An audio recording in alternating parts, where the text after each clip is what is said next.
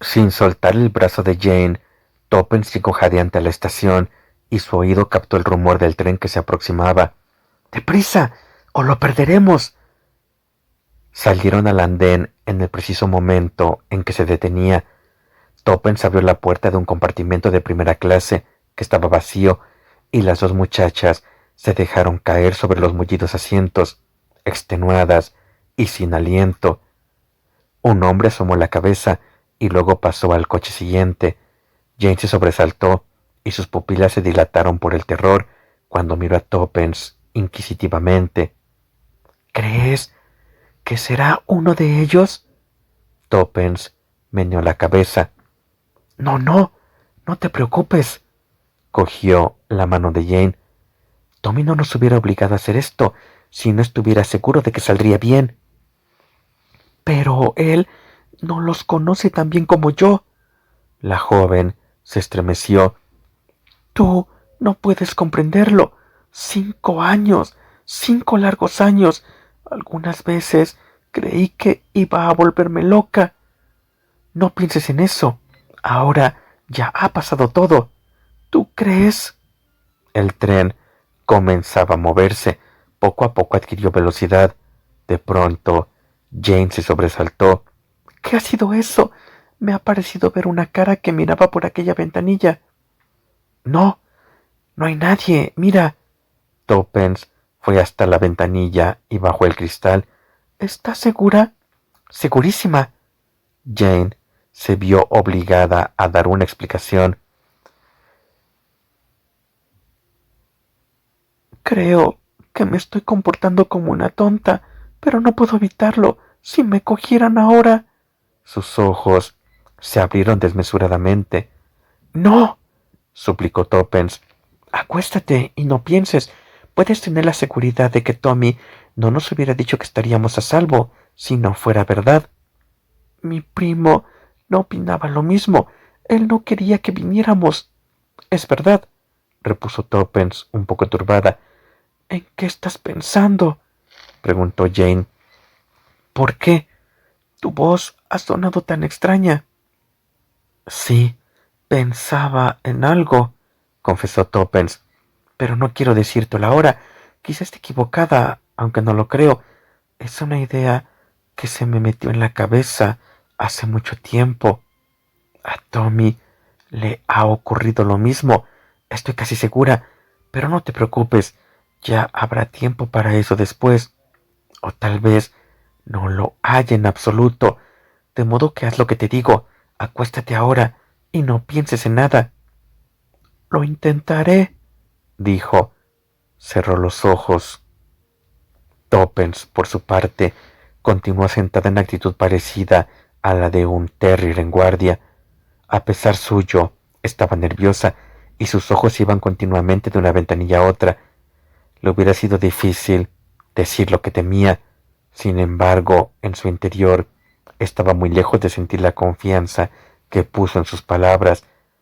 No es que desconfiara de Tommy, pero de vez en cuando le asaltaba la duda de que alguien tan sencillo y bueno como él fuera capaz de desenmascarar al criminal más malvado de aquellos tiempos.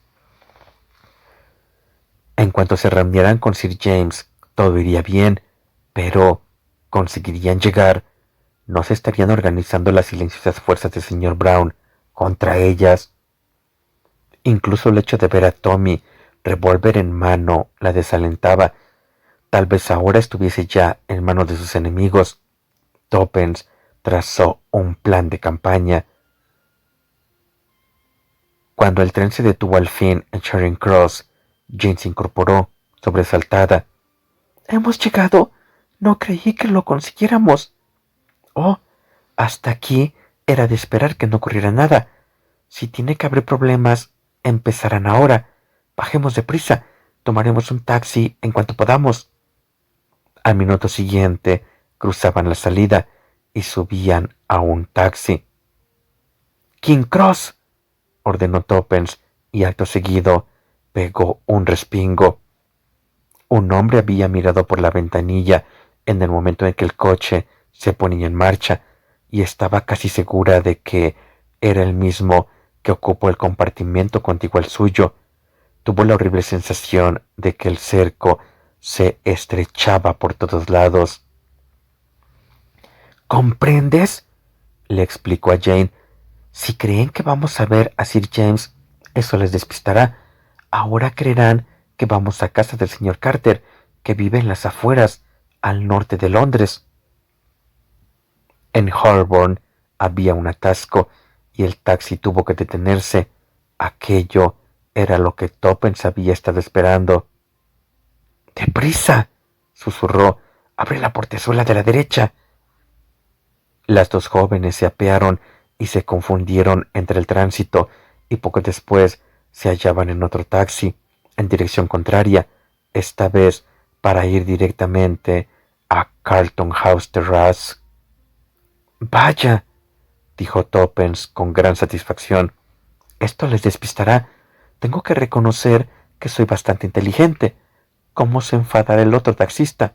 Pero he tomado su número y mañana le enviaré un giro postal para que no pierda nada, si es que era realmente un taxista». «¿Qué es eso?». «¡Oh!». Hubo un gran ruido y una terrible sacudida. Habían chocado con otro taxi. Como un relámpago, Toppens saltó a la acera. Se aproximaba un policía, pero antes de que llegara, Toppens había entregado 5 chelines al taxista y se perdía entre la multitud en compañía de Jane. «Estamos solo a unos cuantos pasos», dijo Toppens sin aliento. El accidente se había producido en Trafalgar Square. «¿Tú crees que hemos chocado por casualidad o fue deliberado?». «No lo sé. Puede ser cualquiera de las dos cosas». Las dos muchachas corrieron velozmente cogidas de la mano. «Puede que sean imaginaciones mías», dijo Toppens de pronto, «pero tengo la desagradable sensación de que alguien nos sigue». «¡Corre!», murmuró Jane.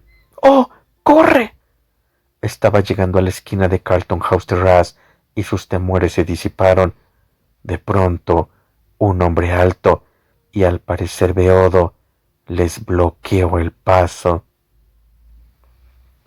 «Buenas noches, señoritas», dijo entre hipos. «¿A dónde van tan deprisa?». «Déjenos pasar, por favor», dijo Toppens en tono imperioso. «Solo quiero intercambiar unas palabras con su hermosa amiguita». Alargó un brazo inseguro y asió a Jane de un hombro. Toppens escuchó unos pasos a sus espaldas y no se entretuvo a averiguar si se trataba de sus amigos o de los de él. Bajando la cabeza, puso en práctica un truco de sus días escolares y golpeó con ella al agresor en pleno estómago. El hombre cayó sentado bruscamente sobre la acera y las dos aprovecharon aquella oportunidad para poner pies en polvorosa. La casa que buscaban estaba un poco más abajo. Otros pasos resonaron tras ellas y apenas podían respirar cuando llegaron a la puerta de Sir James. Toppens pulsó el timbre y Jane golpeó el picaporte. El hombre que las había detenido llegaba en aquel momento al pie de la escalinata. Estuvo dudando unos instantes y en ese instante se abrió la puerta. Las dos se precipitaron al mismo tiempo dentro del recibidor. Sir James salió de la biblioteca. «Hola, ¿qué es esto?». Se adelantó para sostener a Jane, que parecía a punto de desmayarse.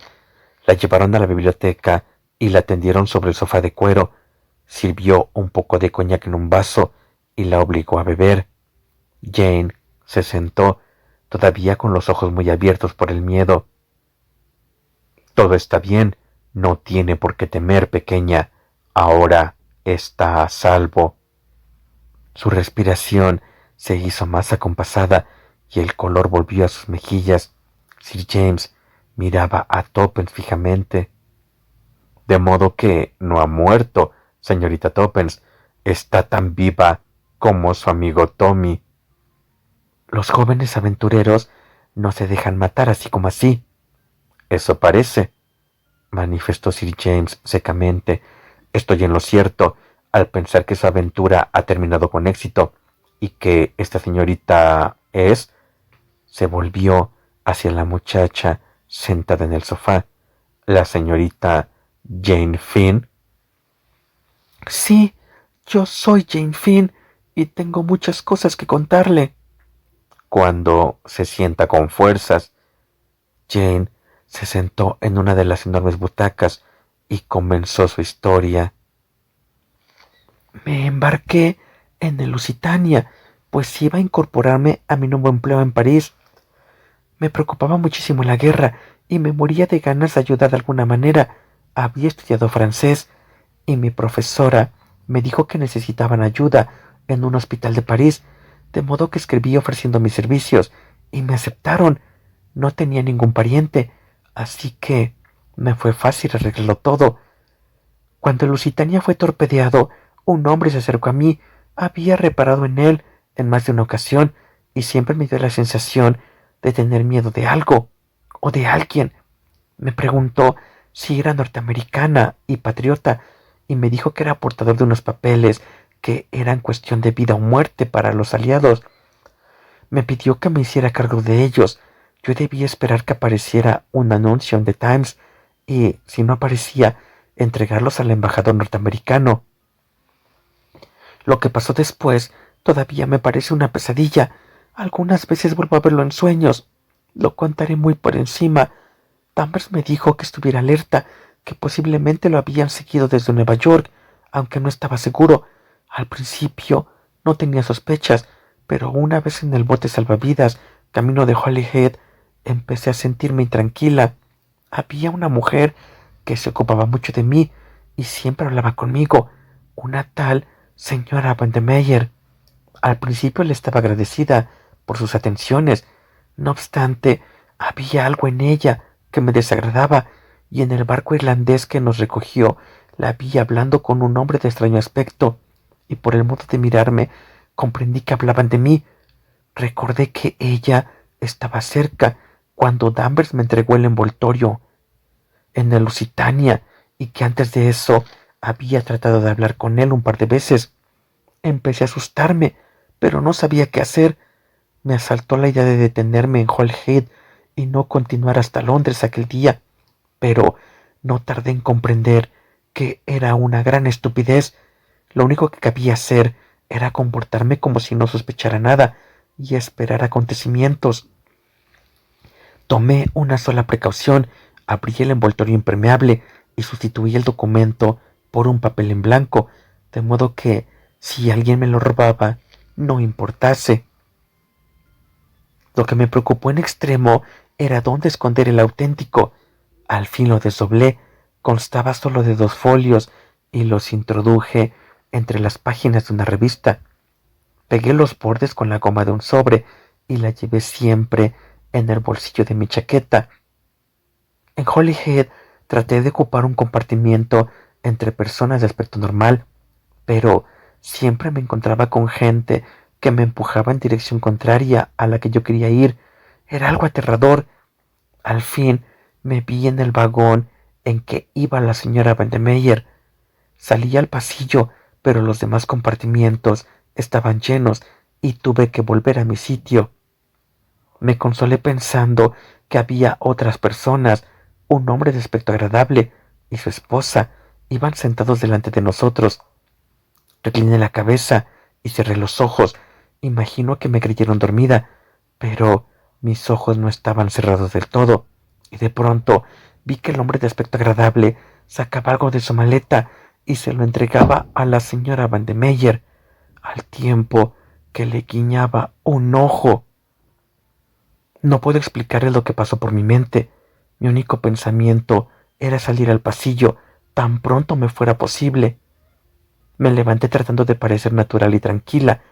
Tal vez notaron algo, no estoy segura, pero de pronto la señora Vandermeyer dijo: «¡Ahora!» y algo cubrió mi nariz y boca cuando quise gritar. En aquel mismo instante sentí un golpe terrible en la parte de atrás de la cabeza. Se estremeció y Sir James le dirigió unas palabras de consuelo. Luego Jane continuó. Ignoro cuánto tiempo tardé en recobrar el conocimiento. Me sentía muy mareada y enferma. Estaba tendida en una cama sucia tras un biombo y oía a dos personas que hablaban. La señora Vandermeyer era una de ellas.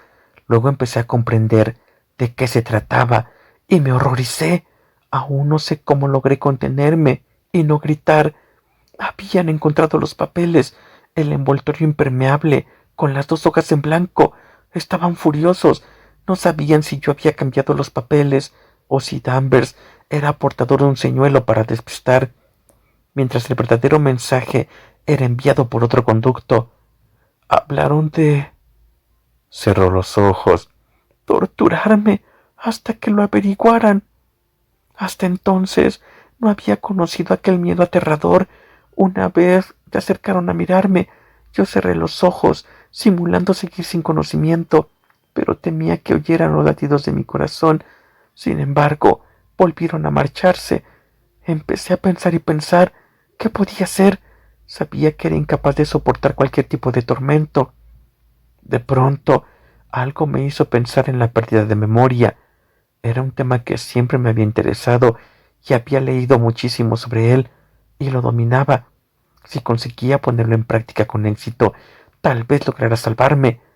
Recé y luego, abriendo los ojos, comencé a balbucear en francés.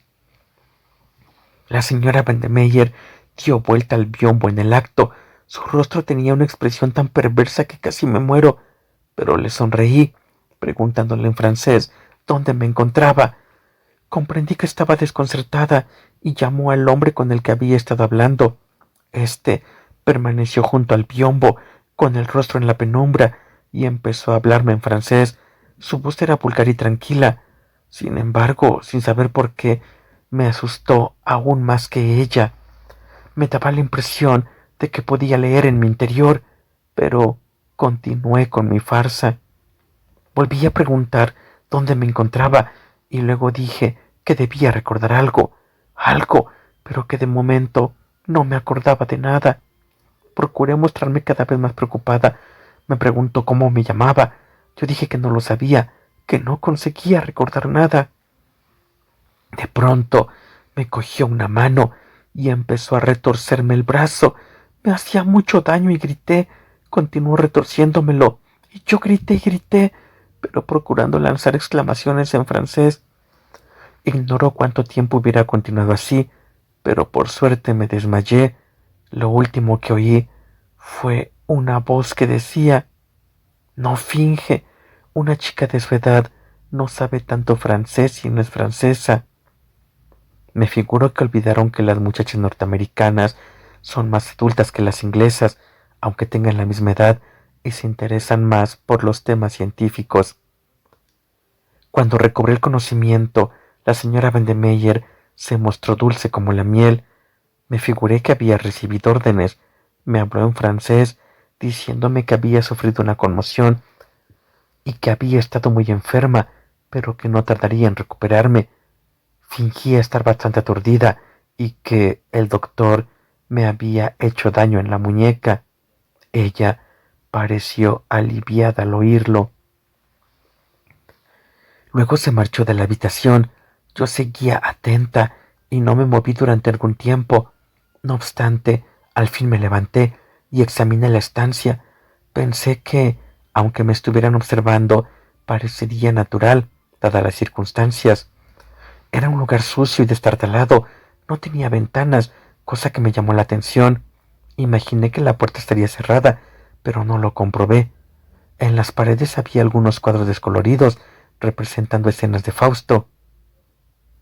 Los dos oyentes de Jane lanzaron un «ah» al unísono y la joven asintió.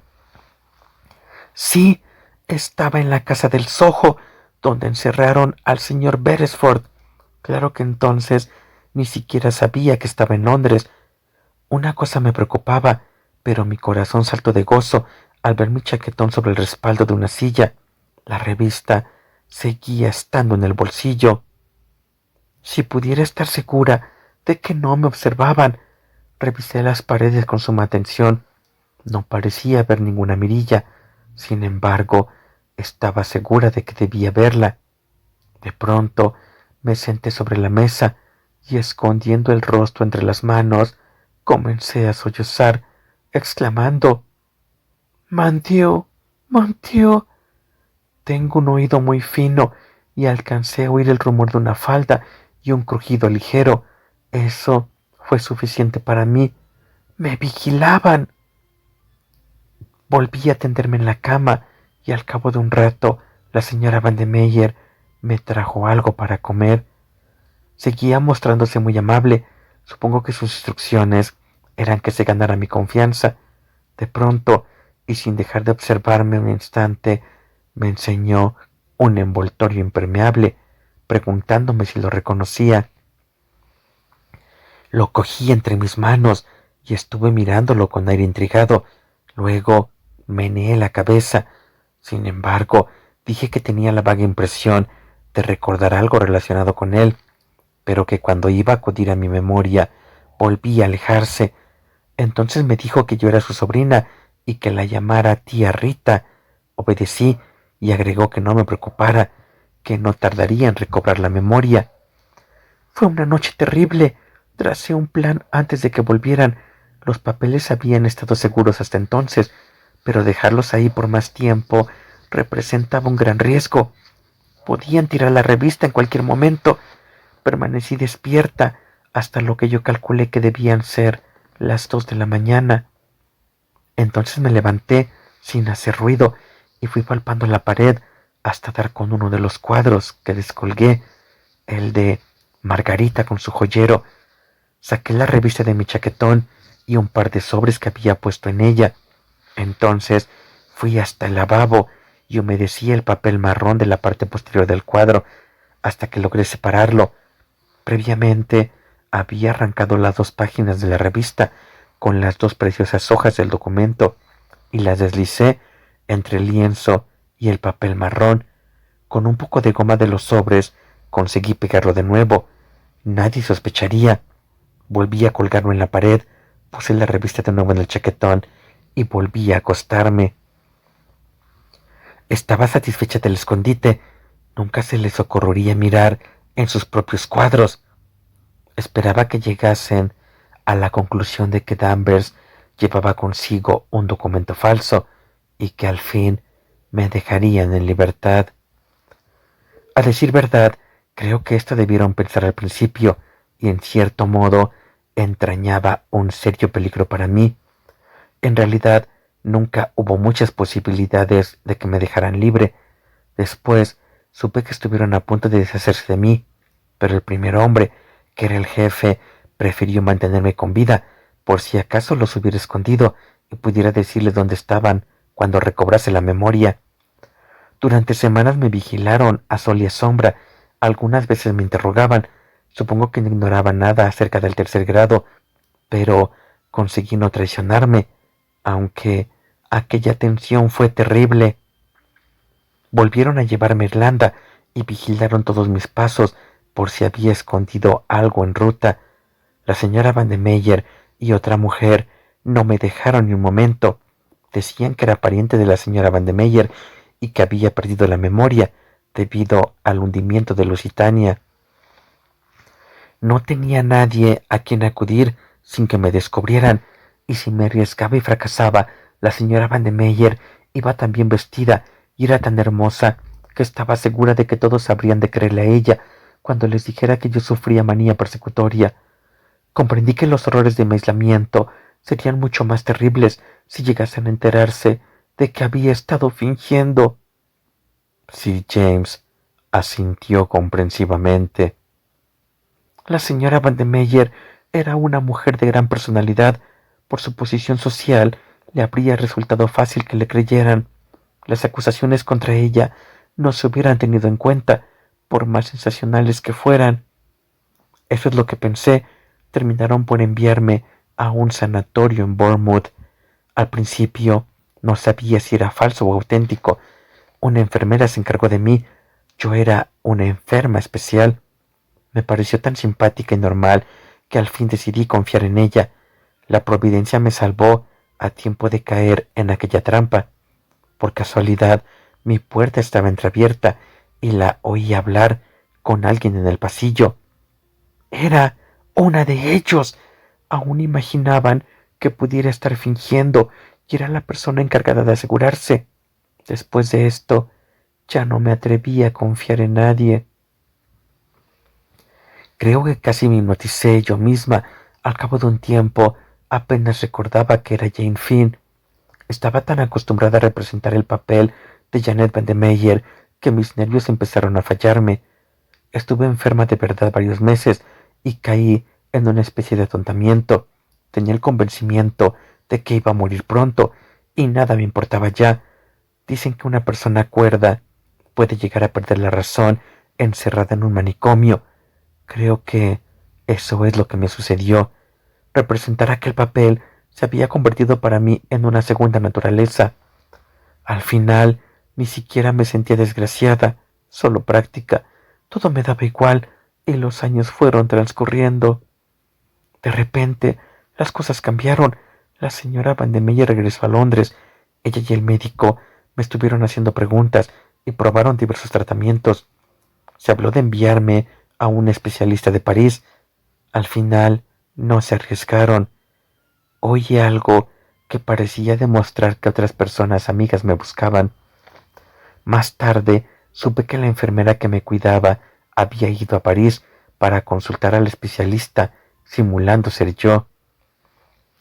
La sometió a algunas pruebas que demostraron que su pérdida de memoria era fingida, pero había tomado nota de sus métodos y me sometieron a ellos.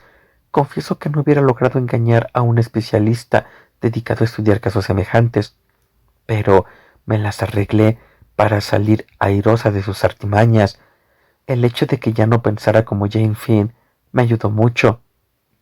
Una noche sin previo aviso me llevaron a Londres y me devolvieron a la casa del Soho. Una vez fuera del sanatorio me empecé a sentir distinta, como si en mí hubiera habido algo enterrado durante mucho tiempo que empezaba a despertar de nuevo. Me ordenaron atender al señor Beresford. Claro que entonces desconocía su nombre. Tuve miedo, pensé que era otra trampa, pero tenía una cara tan simpática que me resistía a creerlo. Sin embargo, tuve gran cuidado con mis palabras porque podían oírnos. Hay un agujero pequeño en lo alto de la pared. El domingo por la noche llegó un mensaje a la casa. Todos parecieron preocupados en que se dieran cuenta. Les estuve escuchando. Habían recibido la orden de matarme. No es preciso que les cuente lo que siguió, porque ya lo saben.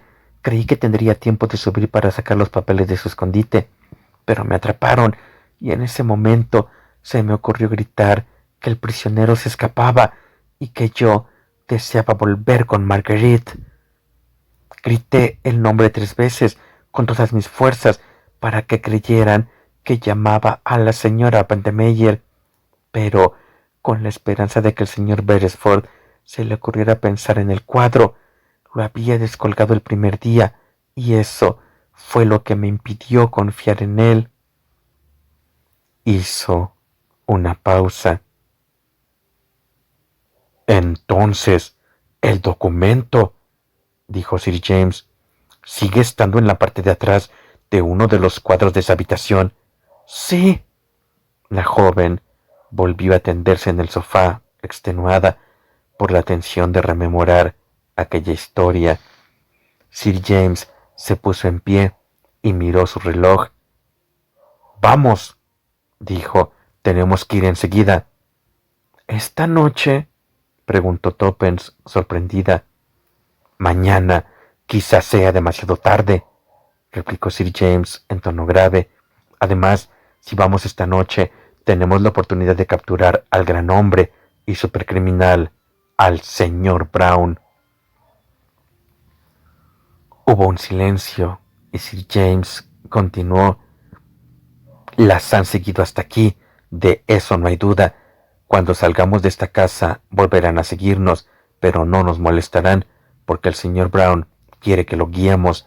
La casa del Soho está vigilada por la policía y por varios hombres del gobierno día y noche. Cuando entremos en ella, el señor Brown no retrocederá.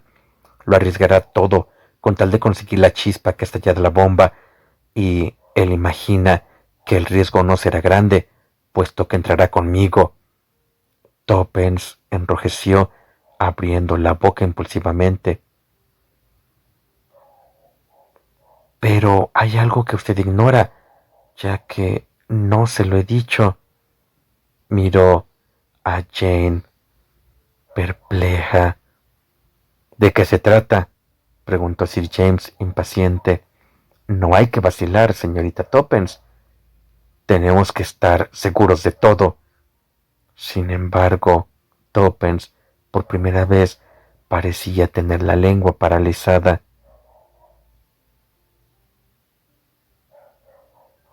Es tan difícil. Comprenda. Si me equivoco. ¡Oh! Sería terrible. Hizo una mueca, indicando a Jane. Nunca me lo perdonaría, observó. Quiere que la ayude, ¿verdad? Sí, por favor. Usted sabe quién es el señor Brown, ¿no es cierto? Sí, replicó Sir James. Al fin lo sé. ¿Al fin?, preguntó, vacilando. Oh, pero yo pensaba. Se detuvo. Pensaba acertadamente, señorita Toppens. He tenido la certeza moral de su identidad desde hace algún tiempo, desde la noche de la misteriosa muerte de la señora Vandermeyer. ¡Ah! Exclamó Toppens. Porque iba contra la lógica de los hechos. Existían solo dos soluciones. Tomó el cloral por su propia mano, cosa que rechazo plenamente. O de otro modo, sí, le fue administrada en el coñac que usted le dio a beber. Solo 3 personas tocaron ese coñac. Usted, la señorita Toppens, yo mismo y una tercera, Julius Hershmer. Sí, ese es nuestro hombre, seguro. Jane Finn volvió a sentarse, mirando al abogado con ojos de asombro. Al principio me pareció imposible. El señor Hershmer, como hijo de un millonario prominente, es una figura muy conocida en Estados Unidos. Parecía imposible que él y el señor Brown fueran la misma persona, pero no se puede escapar a la lógica de los hechos, puesto que era así, debía aceptarse. Recuerde la repentina e inexplicable agitación de la señora Vandermeyer, otra prueba más, si es que era necesaria. Me tomé la libertad de dejárselo entrever. Por algunas palabras que dijo Hershmer en Manchester, me figuré que usted lo había comprendido y actuaba de acuerdo con ello. Entonces me telefoneó y me dijo lo que ya sospechaba, que la fotografía de la señorita Finn no había dejado de estar nunca en posesión del señor Hershmer.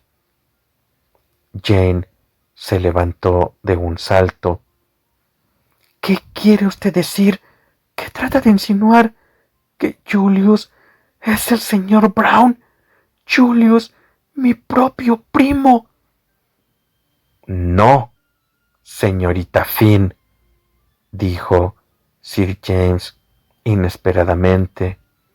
No es su primo, el hombre que se hace llamar Julius Hershmer no tiene ningún parentesco con usted.